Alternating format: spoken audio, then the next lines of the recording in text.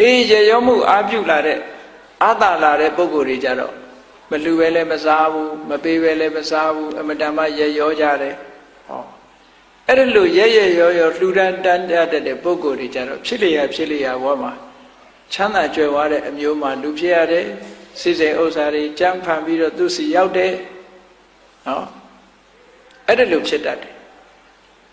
ဒါနကောင်းမှုနဲ့စိစိမ်ဥစ္စာအမြဲတမ်းဆက်သွယ်ပြီးတော့နေတယ်တချို့အထင်နဲ့ကိုယ်လုံလဝိရိယနဲ့ကြိုးစားလို့ရတယ်လို့ထင်တာဟုတ်ပါတယ်ကြိုးစားလို့ရတာနဲ့ကံပေးလို့ရတာမတူဘူးတဲ့ကြိုးစားလို့ရတာကကြိုးစားလို့ရတာအတိုင်းအတာတစ်ခုပဲကံပေးလို့ရပြီဆိုရင်အတိုင်းအတာတစ်ခုတဲ့ပို့တယ်ပေါ့အဲ့တော့မလုပ်ခဲ့ရင်ကိုမခံစားရဘူးဆိုတာဟာစတိလဝတ္ထုကိုကြည့်လို့ရှိရင်အမတန်မှထင်ရှားတယ်စတိလတထေးကြီးဟာအလုံးကြားဖို့ကြလိုက်မယ်အဲ့နောက်ဖေးမှာ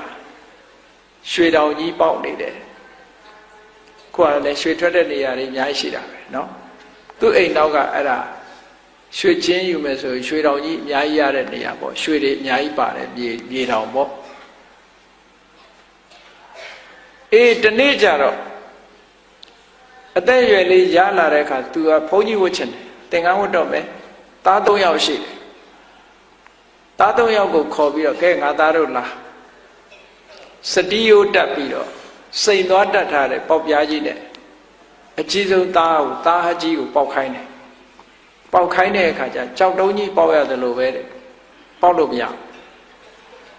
တခါသားလက်ကိုခေါ်ပြီးတော့အဲ့ဒီရွှေတောင်ကိုပေါက်ခိုင်းတယ်ကြောက်တုံးကြီးပေါက်ရတယ်လို့ပဲပေါက်လို့မရဘူးတဲ့သားငယ်ကလေးလက်ထဲပေါက်ပြားထဲပြီးတော့ပေါက်ခိုင်းလိုက်တဲ့အခါရွှွန်တုံးပေါက်ရတယ်လို့ပဲရွှေတုံးကြီးထွက်လာတယ်ဘာဖြစ်လို့အဲ့လိုဖြစ်တယ်လဲလို့ဆိုရင်တခုသောဘဝမှာဖယားကိုစော်ကားပြီးပြောမိလို့ကတ္တဝမြတ်စွာဘုရားရဲ့စေတီတော်နဲ့ပတ်သက်ပြီးစော်ကားပြောမိလို့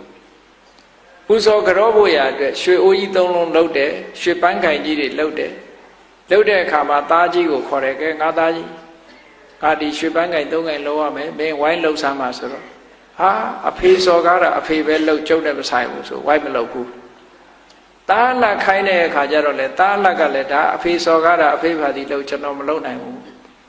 သားငယ်လေးခိုင်းတဲ့အခါကျတော့အဖကိစ္စဆိုတာလှုပ်ရမှာပေါ့ဆိုပြီးတော့အတက်တရောသူကဝိုင်းလှုပ်ခဲ့တယ်အဲ့ဒီရွှေအိုးကြီးတွေလှုပ်ပြီးလှူခဲ့တဲ့ကုသိုလ်ကောင်းမှုကြောင့်ရွှေတော်ပေါက်တာအဲ့တော့ခုနကသားကြီးနှစ်ယောက်က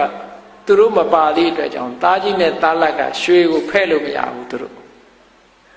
အဲ့တော့စတိလတထေးကပြောတယ်မင်းတို့ငါသားကြီးနှစ်ယောက်ဒီရွှေတော်ကမင်းတို့နဲ့မဆိုင်ဘူးတဲ့ငါသားငယ်လေးနဲ့ပဲဆိုင်တယ်အဲ့တော့သူပေးသမျှနဲ့ခြေလိုက်ကြပြီတော့လို့ဒီလိုပြောပါလားအဲ့ဒါကကံပေးတာနော်ဒါကြောင့်ဘုလို့မြတ်စွာဘုရားကဒါနကောင်းမှုဒုဋ္ဌာကိုအကြောင်းပြုပြီးတော့လူတွေကချမ်းသာဒုက္ခရကြတာ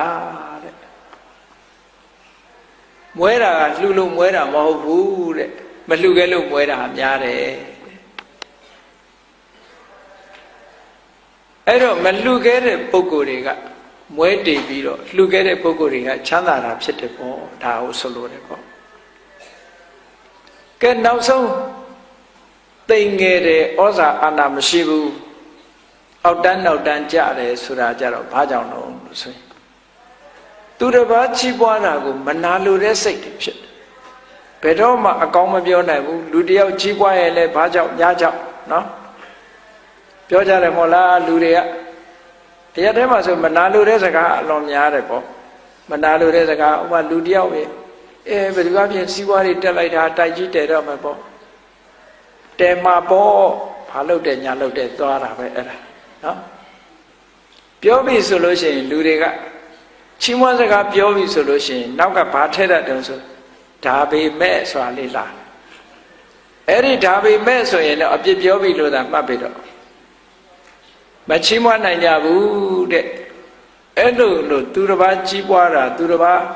အောင်မြင်တာတွေကိုမချီးမွမ်းနိုင်ပြီးတော့ကဲ့ရဲ့ရှုတ်ချတဲ့အိတ်တာတရားတွေကြီးပွားလာခဲ့ကြီးထွားလာခဲ့တဲ့ပုဂ္ဂိုလ်တွေကဖြစ်လျာဘဝမှာဩဇာအာဏာမရှိတိမ်ငယ်တဲ့ပုဂ္ဂိုလ်တွေဖြစ်တတ်တယ်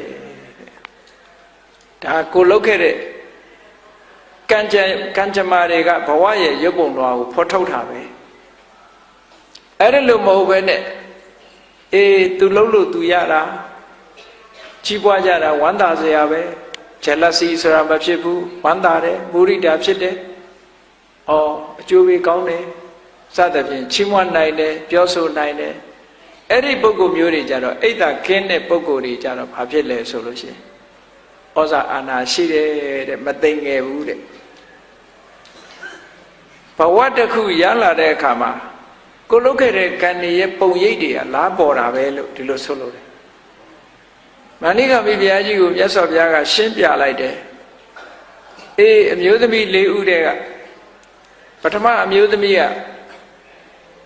ရုပ်ဆိုးကြည်တန်တယ်မွဲတယ်သိငယ်တယ်ဆိုတာဟာတဲ့သူဟာဖြစ်လေရဘဝမှာဒေါသသိကြီးခဲ့တယ်ဒေါသကြီးုံနဲ့မကဘူးအလှူဒန်းလည်းမလုပ်ခဲ့ဘူးတဲ့သူတစ်ပါးကောင်းစားတာကိုလည်းမနာလိုစိတ်တွေများခဲ့တယ်တဲ့ဒါကြောင့်မို့ဒီလိုဖြစ်ရတာလို့ဒီလိုခေါ်တယ်ဒုတိယအမျိုးသမီးကအယုတ်ဆိုးကြည်တန်တယ်ဒါပေမဲ့လို့သူကချမ်းသာတယ်မသိငယ်ဘူးဂုဏ်ရှိတယ်ဆိုတာဘာကြောင့်လုံးဆိုရင်သူဟာဟိုဘဝတုန်းကဒေါသကြီးတယ်ဒါပေမဲ့လှူခဲ့တန်းခဲ့တယ်သူများပေါ်မှာမနာလို့အိတ်တာတွေမရှိခဲ့ဘူးကင်းခဲ့တယ်ဒါကြောင့်မို့ဒီလိုဖြစ်တာလို့ဘုရားကဟောတယ်နောက်တတိယအမျိုးသမီးကြတော့ဘာဖြစ်လဲရှင်ဘုရားတဲ့တတိယအမျိုးသမီးကရုပ်ချောတယ်ဒါပေမဲ့လို့ဆင်းရဲတယ်တိမ်ငယ်တယ်ဟုတ်တယ်ဟိုဘဝတုန်းကသူကစိတ်ကိုဘယ်တော့မှမဆိုးအောင်စိတ်မဆိုးအောင်ထိန်းတယ်သဘောကောင်းတယ်ခန္တီတရားလက်ကင်ထားတယ်ဒါကြောင့်မို့ရုပ်ချောတာသို့တော်သူကမလှူခဲ့ဘူးမတန်းခဲ့ဘူးသူတစ်ပါးလှုပ်တာကိုလည်းမနာလိုခဲ့တယ်သူတစ်ပါးအောင်မြင်ကြီးပွားတာကိုလည်းမနာလိုစိတ်နဲ့အပြစ်ပြောခဲ့တယ်ဒါကြောင့်မို့လို့သူကဆင်းရဲမွဲတေပြီးတော့ဩဇာအာဏာမရှိတာသိငယ်တာတဲ့စတုထအမျိုးသမီးကအယုတ်လဲချောတယ်ပစ္စည်းဥစ္စာလဲပေါ်တယ်ဩဇာအာဏာလဲရှိတယ်ဆိုတာကြတော့တဲ့ဖြစ်လျက်ဘဝမှာသူ့ကိုယ်သူစိတ်မဆိုးအောင်လဲနေတယ်စိတ်ဒေါသကိုထိန်းခဲ့တယ်ဒေါသထိန်းရုံနဲ့မကဘူးအလှူဒန်းလုပ်တယ်ရရောတယ်သူတစ်ပါးကြီးပွားတာကိုလည်းမနာလို့မရှိခဲ့ဘူးတဲ့စတုထအမျိုးသမီးကသူ့ရဲ့ဘဝပုံရိပ်ကြောင့်မို့လို့သူကရုပ်ချောပြီးဥစ္စာပေါ်ပြီးဩဇာအာဏာရှိတဲ့ပုဂ္ဂိုလ်ဖြစ်လာတယ်လို့ဒီလိုပြောတယ်အဲ့လိုမြတ်စွာဘုရားကအသေးစိတ်ဖြေကြားလိုက်တဲ့အခါကျတော့မာလိကမိဘုရားကြီးကသူ့ဘဝသူ့အကြောင်းဘယ်လိုမှတ်ချက်ချတော့ဆိုရင်တပည့်တော်အတိတ်ဘဝတုန်းကဒေါသတော်တော်ကြီးခဲ့တဲ့မိန်းမဖြစ်ခဲ့ပုံရတယ်တဲ့ဒါမှမဟုတ်တပည့်တော်အယုတ်ဆိုးနေတာတဲ့ဒါပေမဲ့လို့တပည့်တော်အလှူဒန်းတွေလုပ်ခဲ့တယ်သူတစ်ပါးပေါ်မှာမနာလိုစိတ်တွေကင်းခဲ့တယ်ဒါကြောင့်မို့လို့တပည့်တော်ဟာဘယင်းနန်းတော်မှာနော်မိဖုရားဖြစ်ပြီဆိုမှတော့ချမ်းသာရောပေါ့မိဖုရားဖြစ်လို့ချမ်းသာတွေရှိပြီးတော့နန်းတော်မှာသူ့လက်အောက်ကအမျိုးသမီးတွေအများကြီးဩဇာအာဏာရှိတယ်ပေါ့မသိငယ်ဘူးပေါ့သူကအကြီးခေါင်းဆောင်ဖြစ်ရတယ်သူကသူမှတ်ချက်ချအဲ့ဒီလိုမှတ်ချက်ချပြီးတော့ဖះကိုဗာလျှောက်တုံးဆိုရင်အရှင်ဘုရားတဲ့ဒီဘဝဒီနေ့ကစပြီးတော့တပည့်တော်နောက်စိတ်မဆိုးတော့ပါဘူးတဲ့ကတရားနာတဲ့ပုဂ္ဂိုလ်တွေလည်းပဲဒီလိုဆုံးဖြတ်ချက်ချရမှာနော်တပည့်တော်ဒီနေ့ကစပြီးတော့စိတ်မဆိုးတော့ပါဘူးဗျာတဲ့ဒါနကောင်းမှုလည်းကြိုးစားပြီးတော့ပြုပါမယ်တဲ့မနာလိုစိတ်တွေလည်းပဲတပည့်တော်ကင်းအောင်အားထုတ်ပါမယ်ဗျာဆိုအဲ့လိုလျှောက်တယ်အဲ့ဒါမာလိကမိဖုရားမေးတဲ့မေကွန်းနဲ့ပတ်သက်ပြီးသူ့ဘဝသူ့အကြောင်းပဲပေါ့အဲ့ဒီသူ့ဘဝသူ့အကြောင်းဒီကိုယ့်ဘဝကိုယ့်အကြောင်းဖြစ်ကောင်းဖြစ်နေနိုင်တယ်လူတိုင်းဟာသူ့ဘဝသူ့အကြောင်းကိုသိလျက်ရင်ကိုယ့်ဘဝကိုယ့်အကြောင်းကိုလည်းမှန်းဆလို့ရတယ်ပေါ့ဒါကြောင့်မို့လို့မှန်းဆပြီးဘုရားမြတ်စွာဟောကြားတော်မူခဲ့တဲ့တရားဓမ္မတွေဟာအကြောင်းနဲ့အကျိုးနဲ့ဆင်ញင်တိုင်းတာပြီးတော့ကိုယ့်ဘဝကိုပြုပြင်ပြီးတော့သွားမယ်ဆိုလို့ရှိရင်ကောင်းတာတွေကိုကျင့်မကောင်းတာတွေကိုရှောင်နော်ကောင်းတာတွေကိုဆောင်ပြီးတော့သွားမယ်ဆိုလို့ရှိရင်ဘဝမှာချမ်းသာဒုက္ခတွေရပြီးတော့နောက်ဆုံးနိဗ္ဗာန်ထိအောင်ဘုန်းကြီးတို့တွေဟာရောက်ရှိကြမှာလို့ကိုယ်စီယုံကြည်ပြီးတော့ကြိုးစားအားထုတ်နိုင်ကြပါစေကုန်သတည်း